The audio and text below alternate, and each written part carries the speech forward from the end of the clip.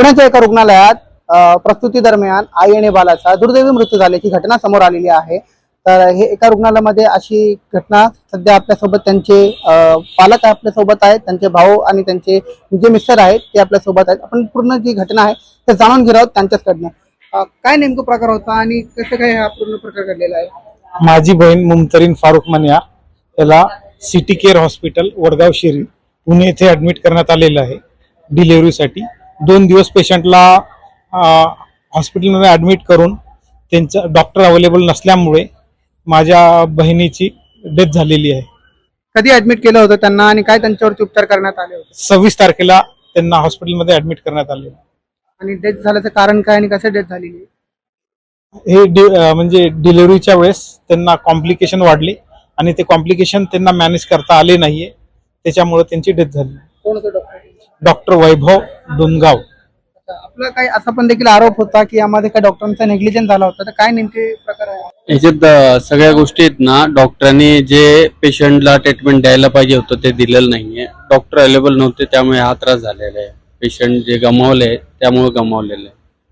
Available नव्हते म्हणजे कधी अवेलेबल नव्हते आणि कधी ते परत आले? ते पेशंट जेव्हा आतमध्ये होते सगळे असिस्टंट होते त्यांचे, डॉक्टर तिथे अवेलेबल नव्हते त्या गोष्टीला। कोणतं हॉस्पिटल आणि काय डॉक्टरचं नाव होतं? डॉक्टर वैभव सर नाव आहे आणि वडगाव शिरीमध्ये सिटी केअर त्यानंतर तुम्हाला काय करावं लागलं, म्हणजे तुम्हाला कुठं पाठवलं झालं? त्यांनी आम्हाला सगळ्यात पहिलं पेशंटला आहे ना तिथून वेळ घेतला होता साधारण दवाखान्यामध्ये 3 तासाचा। ब्लिडिंग जास्त होत होती त्यांना, तिथं सह्याद्रीमध्ये ऍडमिट केला। त्यांना त्रास होत होता खूप ब्लिडिंगचा, शिफ्ट केलं तिथं। सह्याद्रीमध्ये केलं तर सह्याद्रीमध्ये काय म्हणलं तुम्हाला? सह्याद्रीमध्ये 2-2.5 तास ट्रीटमेंट चालू झाला आणि मृत्यू हे केलं, त्याला घोषित केलं। तुम्ही त्यांना कुठे शिफ्ट केलं? नाही, तिथून बाळाला तर खराडीमध्ये रायझिंग हॉस्पिटल मध्ये केला होता। रायझिंग मध्ये बी झालं नाहीये, मग तो केम मध्ये केला।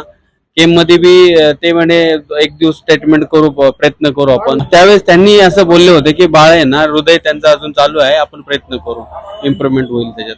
कधी ते डिक्लेअर केलं की बाळंतपण नाही वाटत?